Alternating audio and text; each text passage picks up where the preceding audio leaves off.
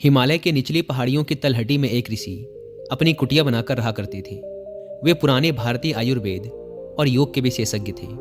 बहुत दूर दूर से लोग उनके पास अपना इलाज करवाने आते। ऋषि आयुर्वेदिक और यौगिक पद्धति से रोगी का उपचार करते और ज़्यादातर लोगों की बीमारियों को जड़ से खत्म कर देते। ऐसे ही एक दिन ऋषि के आश्रम में एक व्यक्ति आता है और कहता है, मुनिवर, मैं यहाँ पास के ही गांव का जमींदार हूँ। मेरा काम ही ऐसा है कि मुझे दिन के ज़्यादातर समय बैठे रहना पड़ता है। ज़्यादा शारीरिक मेहनत ना करने की वजह से मेरा मोटापा बढ़ गया है और तरह तरह की बीमारियों ने मेरे शरीर में घर कर लिया है। मेरे घर में खाने के लिए तो स्वादिष्ट से स्वादिष्ट व्यंजन है, लेकिन मैं उन्हें खा नहीं सकता। अब तो मेरा मोटापा इतना बढ़ गया है कि मुझे उठने, बैठने और चलने में भी तकलीफ होती है। तो क्या आप मुझे कोई ऐसा तरीका बता सकते हैं जिससे ज़्यादा मेहनत ना करके भी मैं अपने शरीर को स्वस्थ रख सकूं और इन तमाम बीमारियों से छुटकारा पा सकूं? ऋषि ने कहा, बिल्कुल, ऐसा तरीका भी है। इसके लिए तुम्हें सबसे पहले अपने शरीर में जमी गंदगी को बाहर निकालना होगा। जैसे ही तुम्हारे शरीर में जमी गंदगी बाहर निकलेगी और तुम्हारा शरीर अंदर से साफ होगा तो तुम्हारा वजन अपने आप कम होना शुरू हो जाएगा, त्वचा साफ हो जाएगी और तुम खुद को पहले से बहुत ज़्यादा ऊर्जावान महसूस करोगे। सबसे पहले तो तुम ये समझो कि जब हम कुछ खाते हैं तो उसका हमारे शरीर के अंदर जाकर होता क्या है। पहले तो खाना हमारे पेट में जाता है, जहाँ पर वो टूटता है।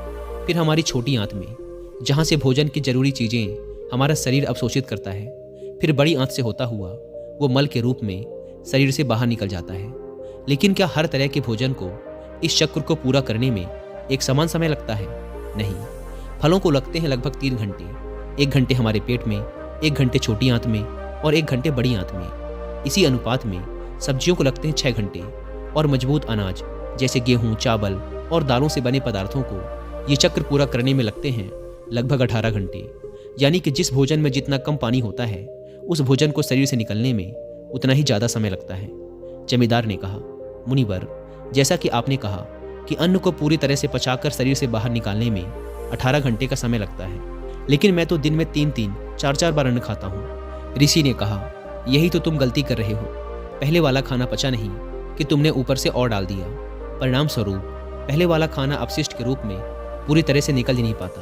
वह अंदर ही अंदर सड़ता रहता है और फंगस व कीड़े पैदा करता है। ऋषि ने जमींदार की तरफ देखते हुए कहा, तुमने लोगों के पेट में कीड़े पड़ने वाली बातें सुनी होंगी। आखिर वो कीड़े आते कहाँ से हैं?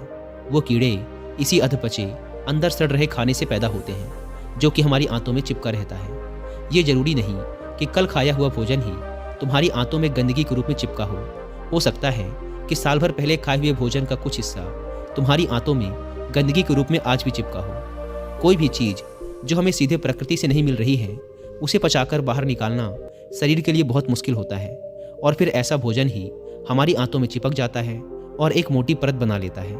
देखो, हम जो भी खाते हैं उसे पचाकर हमारी आंतों की दीवार द्वारा अवशोषित कर लिया जाता है और फिर हमारे रक्त में भेज दिया जाता है। लेकिन अगर हमारी आंतों की दीवार में गंदगी जमा है तो फिर भोजन के रस के साथ वो गंदगी भी अवशोषित हो जाती है और हमारे रक्त में मिल जाती है और फिर रक्त के द्वारा हमारे शरीर के सभी अंगों तक पहुंचकर उनके काम में बाधा उत्पन्न करती है और इसी बाधा को हम अलग अलग बीमारी का नाम दे देते हैं।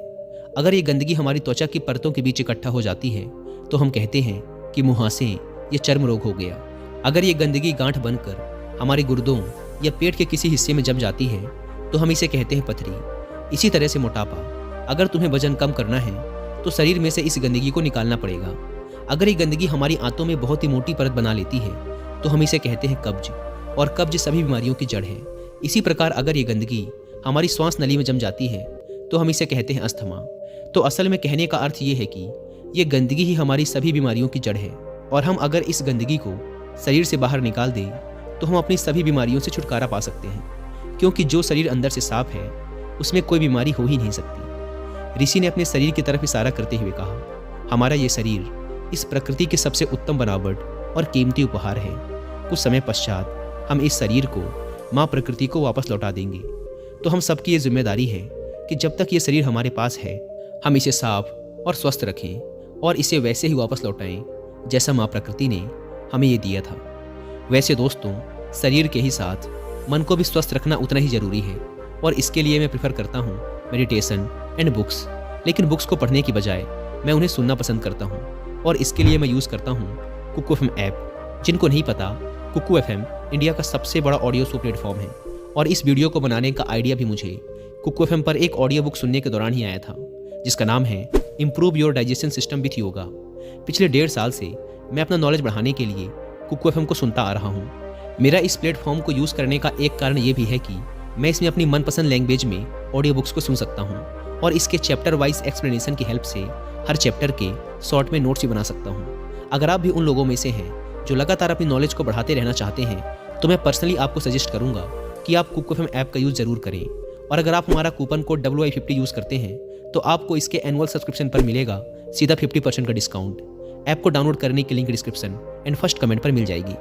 ऋषि ने आगे कहा, लाखों सालों से इंसान सीधे प्रकृति से प्राप्त पदार्थों को खाते आए हैं, इसीलिए इंसानी पाचन तंत्र भी इसी के अनुकूल विकसित हुआ है। यानी कि बना तो हमारा शरीर कच्चे प्राकृतिक पदार्थों के लिए था, लेकिन अपने स्वाद के चक्कर में हमने इसमें बहुत सी गंदगी डालनी शुरू कर दी है। तो तुम्हारा पहला काम तो शरीर में जमी इस गंदगी को बाहर निकालना है और फिर दूसरा काम उसमें सही भोजन डालना है। जमींदार ने कहा, लेकिन मुनिवर, शरीर से गंदगी को बाहर निकालना कैसे है? ऋषि ने कहा, इसके लिए जो तुम्हें पहला काम करना है वो है रोज 16 घंटे का उपवास।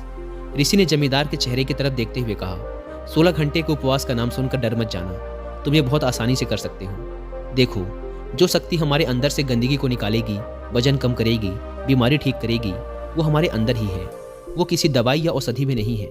और उपवास करके हम उस शक्ति को उसका काम करने का समय देते हैं। देखो, जब किसी व्यक्ति की हड्डी टूटती है तो हम उसे बाहर से बांध देते हैं, उस हड्डी को एक जगह पर स्थिर रखने के लिए, उसे आराम देने के लिए। और कुछ दिनों बाद वो हड्डी अपने आप ही जुड़ जाती है। ऐसा तो नहीं था कि हमने उस हड्डी को जोड़ने के लिए उस पर कोई दवा लगाई थी।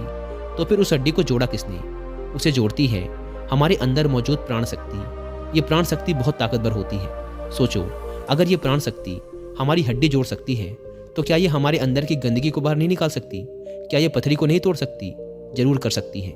जब प्राण शक्ति अपना काम करना शुरू करती है तो ये किसी भी बीमारी को ठीक कर सकती है, फिर चाहे वो बीमारी कहीं भी हो और कितनी ही पुरानी क्यों ना हो। सबसे पहले तो तुम प्राण शक्ति के काम करने का तरीका समझो। प्राण शक्ति एक समय में केवल एक ही काम को अच्छे तरीके से कर सकती है, या तो भोजन को पचाने का काम या फिर शरीर की आंतरिक मरम्मत और इलाज का काम। लेकिन दुर्भाग्य से ज़्यादातर लोग हर समय खाते ही रहते हैं और वो इस प्राण शक्ति को अपना दूसरा काम करने का समय ही नहीं देते, क्योंकि जैसे ही भोजन हमारे अंदर जाता है प्राण शक्ति उस भोजन को पचाने के काम में लग जाती है। हमने सुबह नाश्ता किया, प्राण शक्ति उसे अच्छे से पचा नहीं पाती कि हमने दोपहर का खाना खा लिया, वो भी नहीं पचा, और हमने शाम को फिर कुछ खा लिया, वो भी नहीं पच पाया, और हमने रात का खाना खा लिया। इस तरीके से प्राण शक्ति 24 घंटे और 7 दिन बस खाने को पचाने में ही लगी रहती है। उसे कभी भी शरीर की बीमारियों का इलाज करने और शरीर में जमी गंदगी को बाहर निकालने का समय ही नहीं मिल पाता।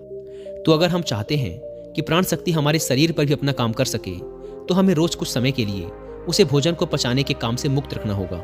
और ऐसा हम कर सकते हैं 16 घंटे उपवास रखकर। अगर तुम रात को 8 बजे अपना खाना खाते हो तो कोशिश करो कि सुबह 12 बजे तक कुछ भी ना खाओ। अगर तुम सुबह 12 बजे तक भूखे नहीं रह सकते तो तुम सुबह नाश्ते में कोई जूस या नारियल पानी ले सकते हो।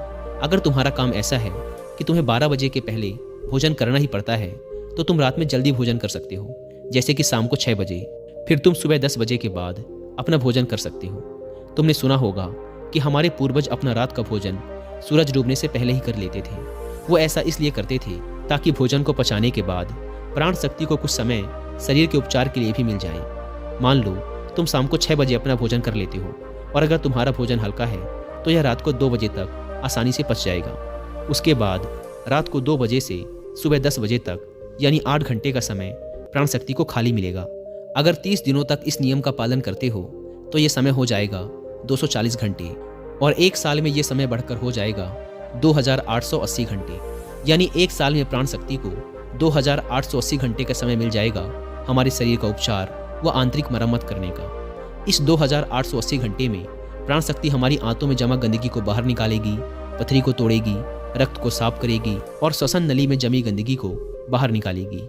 इतने समय में प्राण शक्ति किसी भी गंदगी और किसी भी बीमारी को शरीर से बाहर निकाल सकती है। लेकिन आजकल लोगों को लगता है कि अगर वो उपवास करेंगे तो वो कमज़ोर पड़ जाएंगे, लेकिन ऐसा नहीं है। हजारों साल पहले हमारे पूर्वजों के पास भोजन की कोई निरंतरता नहीं होती थी। कई बार तो उन्हें कई दिनों तक भूखे ही रहना पड़ता था। तो यह इंसानी शरीर विकसित ही ऐसे हुआ है कि इसे समय समय पर उपवास करने की आदत है। अजीब बात तो ये है कि हम हर समय कुछ न कुछ खाते ही रहें। हमारे कुछ बुद्धिजीवी पूर्वज इस बात को समझते थे कि अगर किसी व्यक्ति को उपवास करने के लिए कहा जाएगा तो वो नहीं करेगा।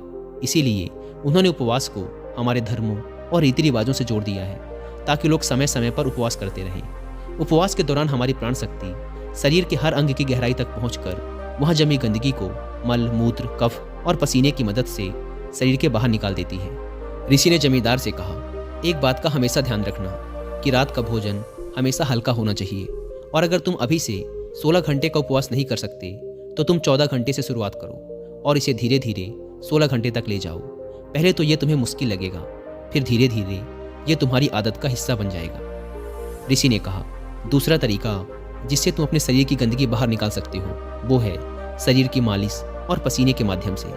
जब हम कम से कम हफ्ते में 3 बार तेल से अपने शरीर की अच्छी तरह मालिश करते हैं तो इससे हमारे रक्त की गति तेज होती है और यह गतिशील रक्त अपने साथ नसों में जमी गंदगी को बहाकर गुर्दों तक ले जाता है, जहां से इस गंदगी को मल मूत्र के द्वारा शरीर के बाहर निकाल दिया जाता है।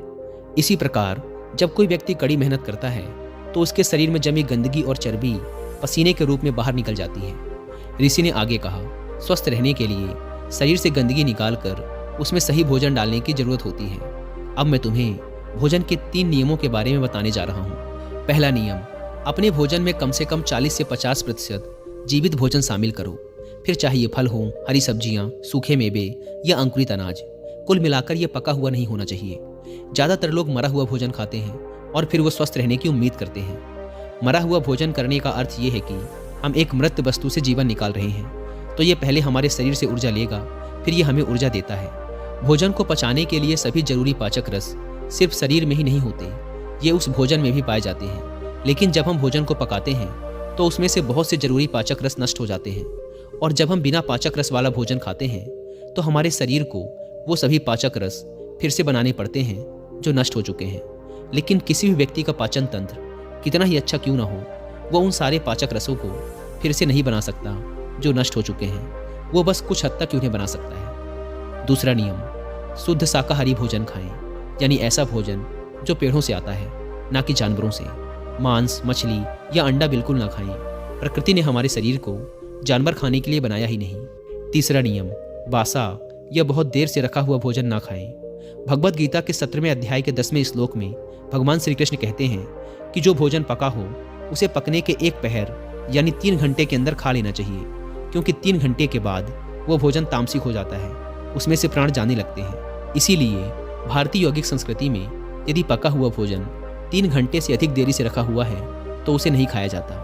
हमारे पूर्वज भी इसी नियम का पालन करते थे, इसीलिए भोजन चूल्हे से सीधे उनके थाली में आता था।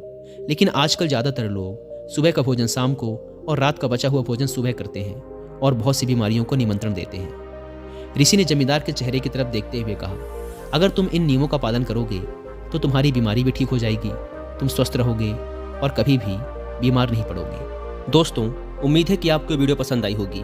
और हाँ, जाने से पहले एक बार फिर याद दिला दूं कि कुकू एफएम को डाउनलोड करने की link description and first comment पर दी गई है और 50% डिस्काउंट के लिए आप WI50 कूपन कोड का इस्तेमाल भी कर सकते हैं। धन्यवाद।